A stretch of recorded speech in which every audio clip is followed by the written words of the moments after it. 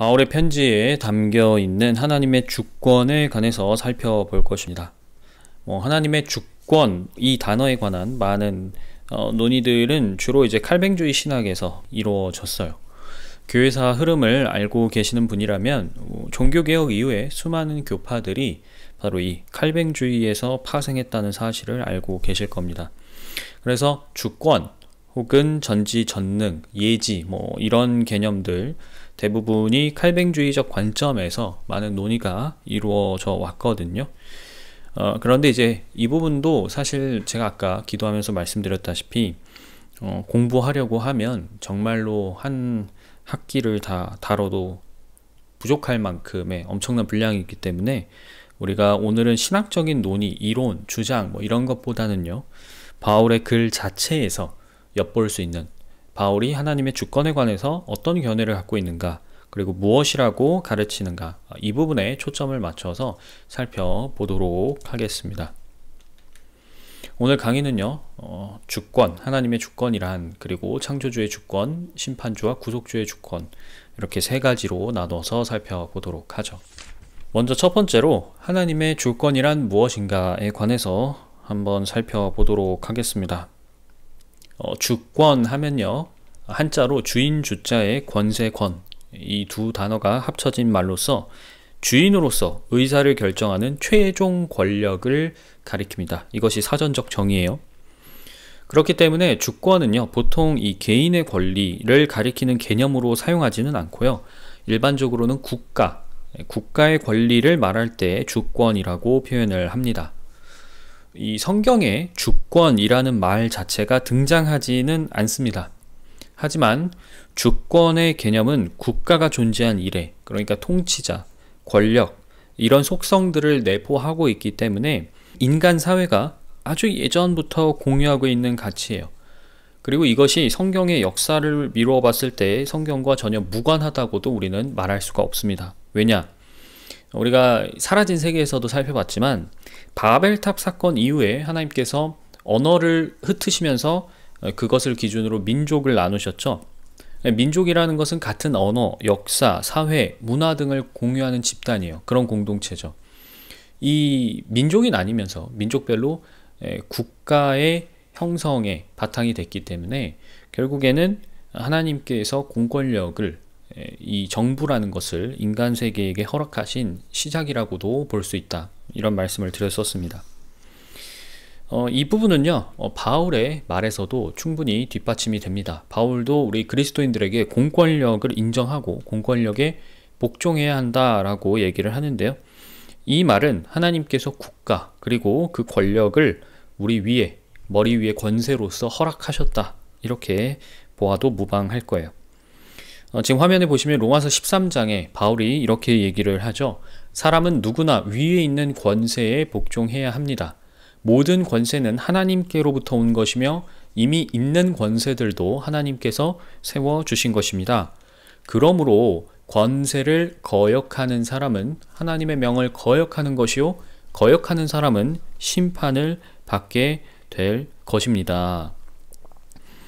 자, 여기서 지금 바울이 사용한 그리스어, 엑소시아, 지금 별표가 되어 있죠. 권세라고 번역된 말이 그리스어로는 엑소시아인데, 이 어원을 좀 살펴보면 존재 밖에 있다, 이런 뜻을 갖고 있습니다. 보통 이 엑소시아는요, 권한, 위임된 권한 혹은 지정된 사법권을 가리킨다고 해요. 그래서 루터 같은 경우에는 이런 권세를 공권력으로 번역하기도 합니다. 하나님께서 권세, 그러니까 공권력을 세우셨다라는 말은 국가라는 주체에 하나님이 어떤 일정한 권한을 위임해 주셨다는 뜻이고요. 특히 그 권한은 사법권이라는 것을 우리가 확인할 수 있게 됩니다. 왜냐하면 바울이 이어지는 말에서 공권력의 통치 행위 중에서도 사법권에 관해서 콕 집어 지적을 하고 있기 때문에 그래요. 자, 4절에서 바울이 이렇게 얘기합니다. 권세를 행사하는 사람은 여러분 각 사람에게 유익을 주려고 일하는 하나님의 일꾼입니다. 그러나 그대가 나쁜 일을 저지를 때에는 두려워해야 합니다. 그는 공연히 칼을 차고 있는 것이 아닙니다. 그는 하나님의 일꾼으로서 나쁜 일을 하는 자에게 하나님의 진노를 집행하는 사람입니다. 그러니까 하나님께서 공권력에 무엇을 위임하셨다는 것이죠? 정의의 시련. 악을 행한 자는 벌을 주는 정의의 시련을 위임하셨다. 이렇게 이해할 수 있는 것입니다. 그래서 정의를 실현하기 위한 심판의 권세를 하나님께서 위임하셨다는 건 거꾸로 무슨 뜻이에요? 그 권세가 본래 누구의 것이다? 하나님의 것이다. 이렇게 우리가 이해를 할 수 있는 것입니다. 자, 이처럼 성경은요, 이미 하나님이 창조주로서 마땅히 갖고 계시는 여러 가지 권세를 전제하고 있어요. 전제하고 이야기하고 있기 때문에 굳이 어떤 주권이라는 이 표현을 쓰면서 설명할 필요가 없는 것입니다. 마치 그분이 이 세상을 창조하셨기 때문에 성경의 창조 자체에 관한 어떤 세세한 증명, 부가 설명이 없는 거랑 똑같다고 보시면 돼요. 자, 그렇기 때문에 우리가 성경을 읽으면서 그 속에 담긴 역사, 지혜, 말씀, 계시 이런 요소를 거꾸로 그분의 주권에 관해서 추론해내는 단서로 삼을 수가 있습니다. 여러분도 고백하시고 또 아시다시피 하나님은 모든 것의 주인이시죠. 이 세상, 그 세상에 속한 피조물, 심지어 모든 영적인 존재들까지도 하나님 없이 저절로 생겨난 것은 없습니다. 모든 것이 다 그분으로부터 나왔어요. 모든 것이 그분의 창조이고 또 작품이라는 점에서 하나님은 반드시 모든 것의 주인임이 확실하십니다. 자, 그런데 우리가 이제 기독교 개념에서 특히 주인 주자를 붙이는 표현이 몇 가지 있어요. 우리는 오늘 이 표현을 중점으로 하나님의 주권에 관해서 살펴보도록 하겠습니다. 그 첫 번째로 창조주라고 우리가 부르는 하나님의 권세에 관해서 살펴볼 거예요. 하나님은 창조의 주인이십니다. 즉 무슨 말이냐면 이 세계를 자신이 원하는 대로 다스릴 권세가 있으시다는 거예요. 우리는 창조주의 여러 권세 중에서도 대표적으로 기적을 꼽을 수가 있습니다. 왜 그럴까요? 기적이라는 것은 이 세상에 적용된 물리 법칙을 거스르는 일이기 때문입니다. 어떤 면에서 보자면 기적이라는 것은 하나님이 자기가 창조한 이 세계의 질서, 규칙을 스스로 역행하시는 일이라고도 볼 수 있어요. 왜냐?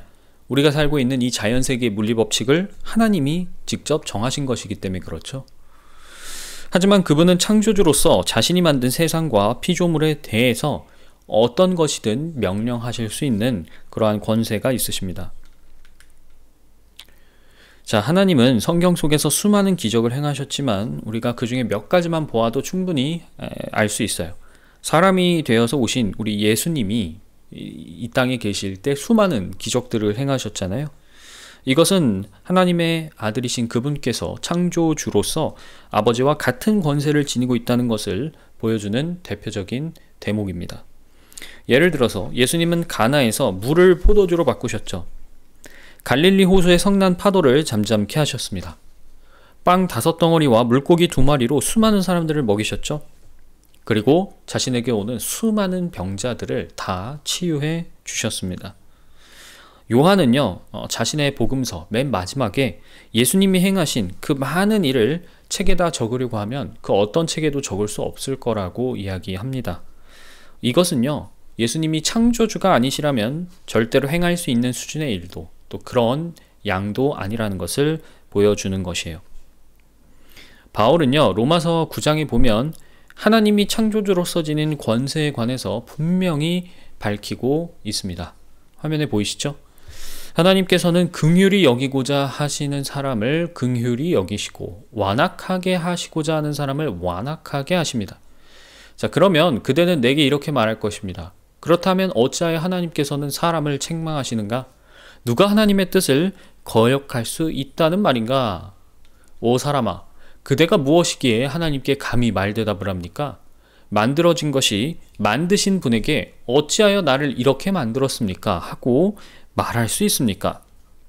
토기장이에게 흙 한 덩어리를 둘로 나누어서 하나는 귀한 데 쓸 그릇을 만들고 하나는 천한 데 쓸 그릇을 만들 권리가 없겠습니까? 이 바울의 말을 잘 보면요, 지금까지도 사람들이 왈가왈부하는 논란을 펼치는 내용들이 담겨 있음을 확인할 수가 있습니다. 여러분이 방금 읽으신 이 바울의 이야기는 출애굽기에 나오는 모세와 파라오의 대결, 이 대목을 언급하는 거예요. 하나님이 파라오를 완악하게 하셨다라는 구절이 있습니다. 출애굽기에. 사람들의 의문이 여기서 생기는데, 아니, 하나님이 파라오를 완악하게 만드셨으면 그게 파라오의 잘못이라고 할 수 있냐는 거예요. 하나님이 어떻게 사람을 자신이 원하는 대로 조종하느냐는 것이죠. 그래서 아까 보면 어째서 하나님이 사람을 책망하시느냐, 이런 표현을 했는데, 무슨 말이냐면 하나님께서 본인이 그렇게 완악하게 되도록 파라오를 만들어 놓고 왜 파라오한테 뭐라고 하냐는 거예요.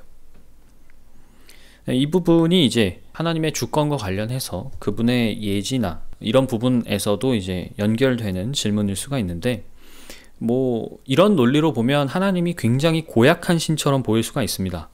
어떤 면에서는 이 성경의 표현을 그대로, 액면가 그대로 받아들이게 되면 그렇게 이해를 할 수가 있는 것도 맞아요. 그런데 바울은 그것이 비뚤어진 시각이라는 것을 오히려 나무라고 있습니다.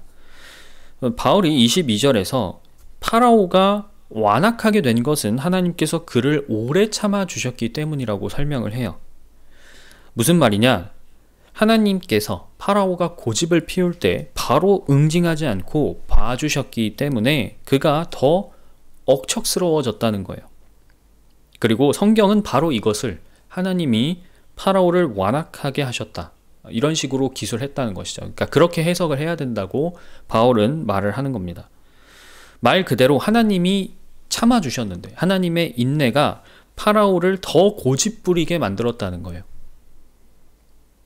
하지만 파라오가 그렇게 더 고집을 부렸기 때문에 하나님께서 귀하게 쓸 그릇, 곧 이스라엘에게는 하나님의 더 큰 영광이 드러난 거잖아요.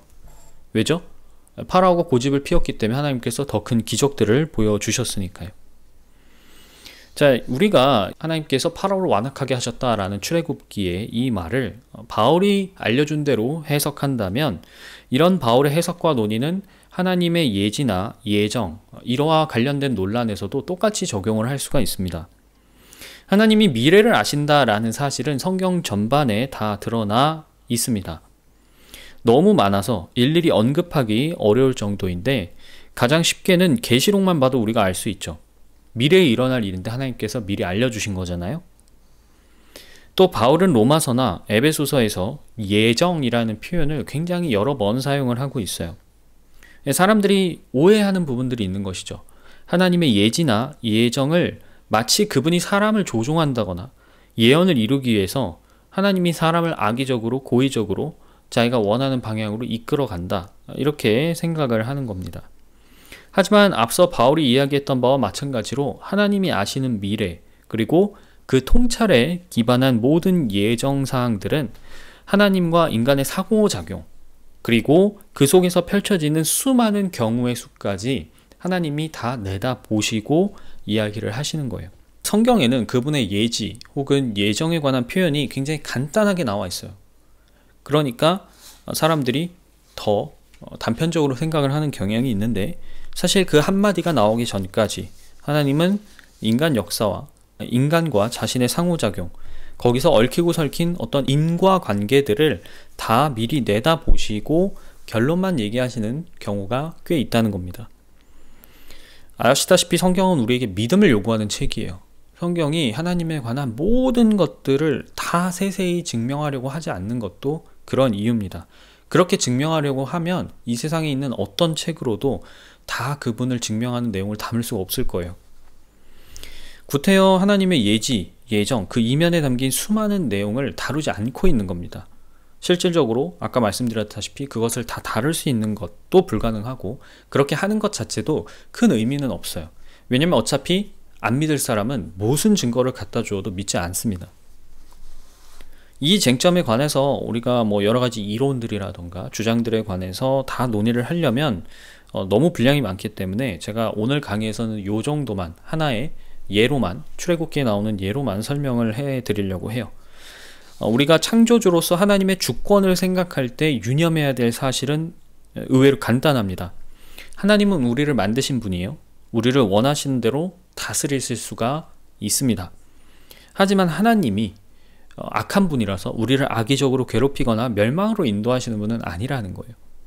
하나님께서 일례로 파라오의 고집을 참아주신 것이 악한 것일까요? 그렇지는 않죠. 파라오에게 어떻게 보면 더 기회를 준 겁니다. 하지만 그 기회를 자기가 제 발로 찼을 때 결과는 자기가 감당해야 되는 거예요.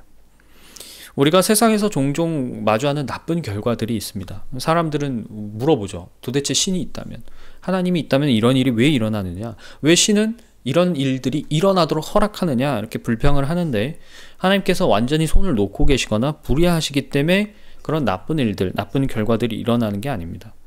우리가 방금 본 일례처럼 그분의 정의나 의, 선, 인내, 사랑 등과 같은 모든 속성들이 인간에 의해서 오용되고 반려당했을 때 우리 눈에 결과적으로 그렇게 안 좋아 보이는 열매들이 나타나는 것이죠.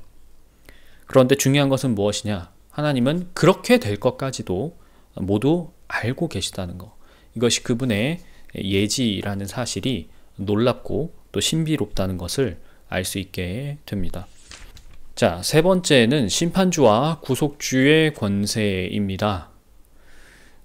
앞서 이제 두 번째 주제는 보편적인, 우리 인간의 보편적으로 해당할 수 있는 그분의 주권이라고 한다면, 이 세 번째는 우리 그리스도인들의 직접적으로 관련된 하나님의 주권을 얘기해 보려고 해요.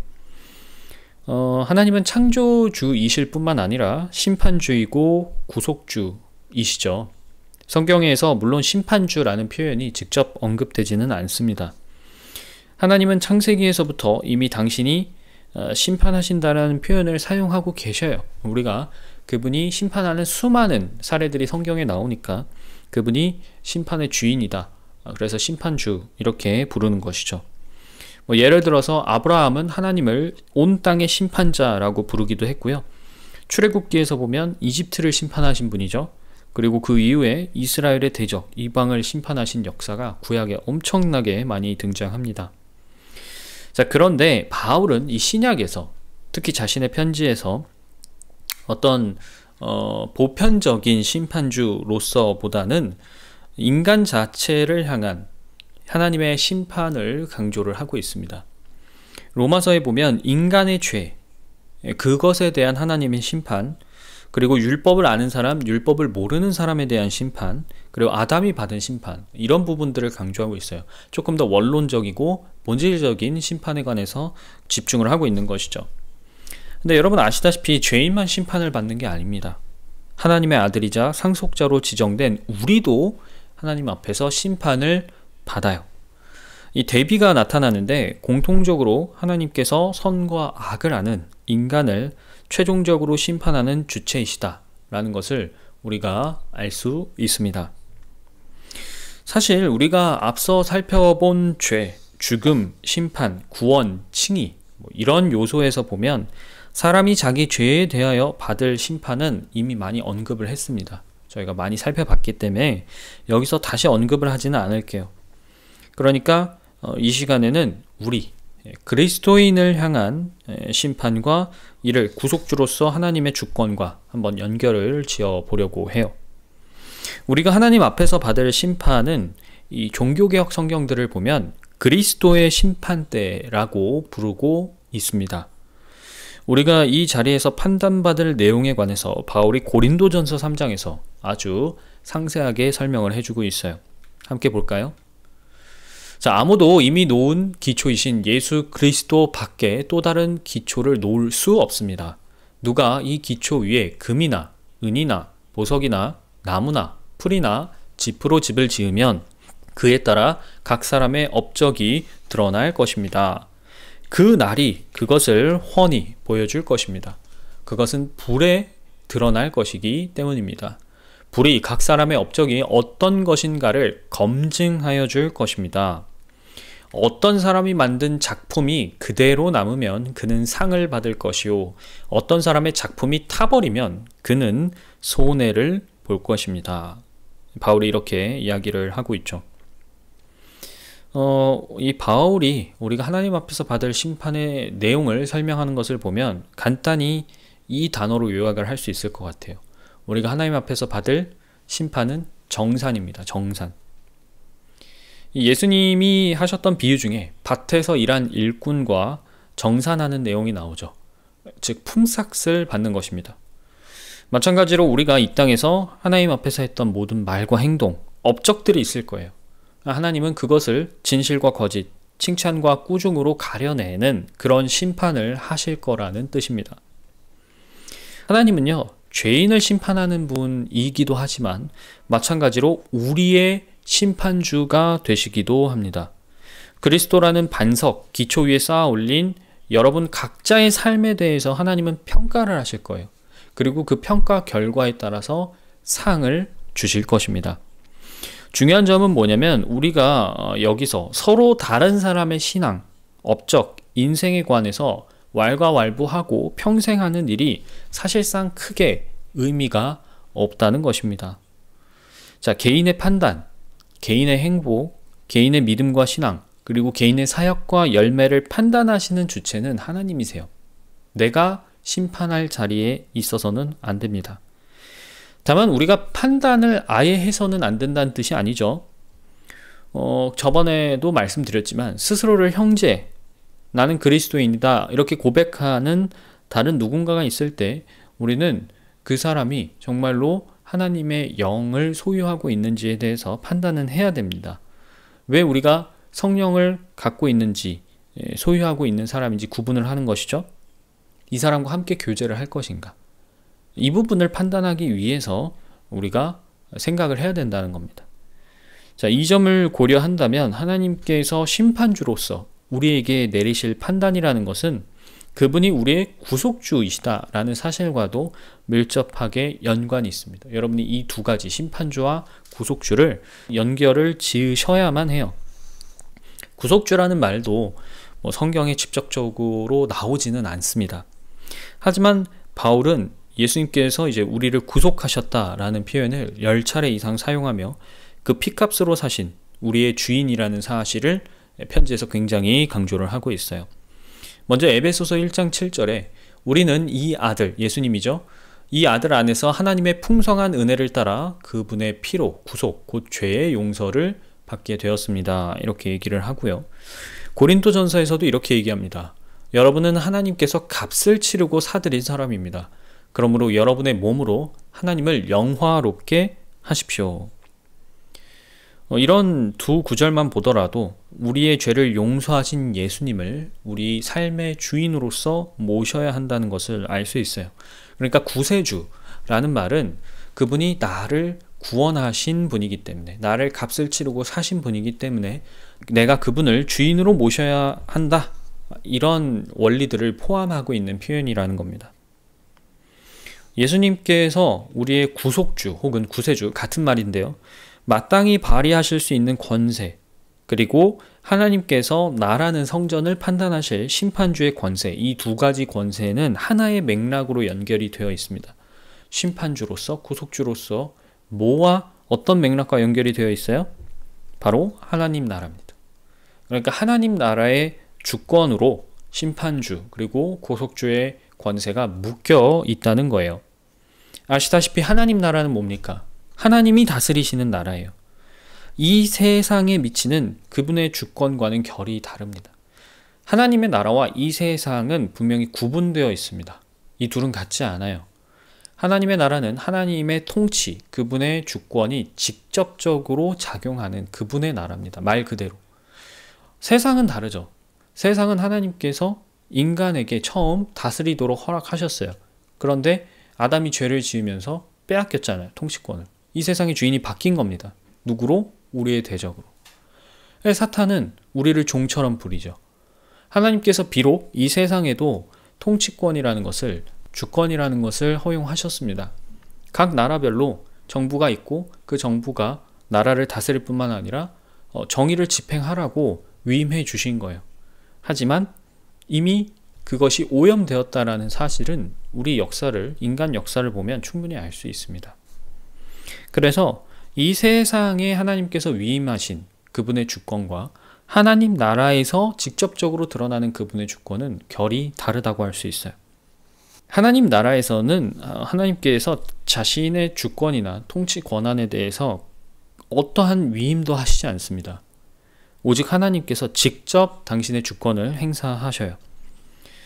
특히 그리스도인들에게 이 하나님 나라는 우리의 나라, 우리의 본향이기 때문에 이곳에서 일어나는 심판주와 구속주로서의 하나님의 권세는, 주권은 우리에게 가장 직접적이고 핵심적인 영향력이 되어야 합니다.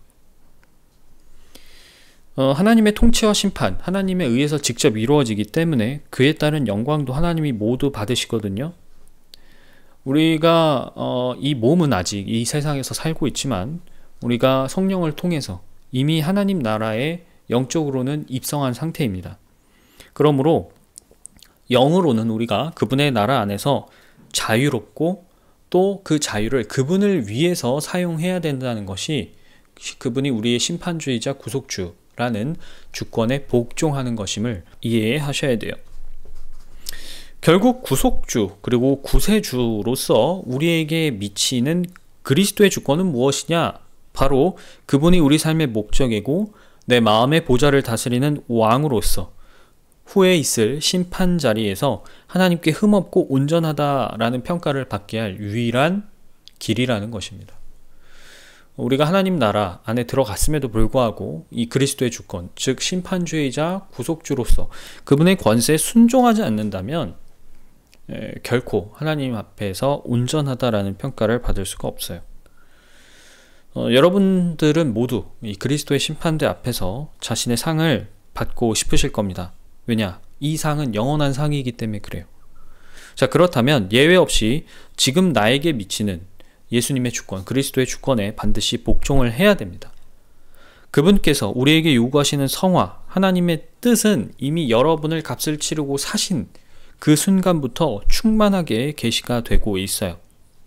바울은 세상 사람들에게 우리 삶을 관장하는 그리스도의 주권은 어리석게 보이고 죽음의 향기와 같을 것이라고 이야기합니다. 하지만 믿는 우리에게는, 그리고 그분을 간절히 기다리고 바라는 우리에게는 이것이 지혜이고 생명의 향기예요. 이제 바울은 하나님 나라의 주권 안에서 우리가 유념해야 될 내용을 다음과 같이 권면합니다. 빌립보서 2장인데요.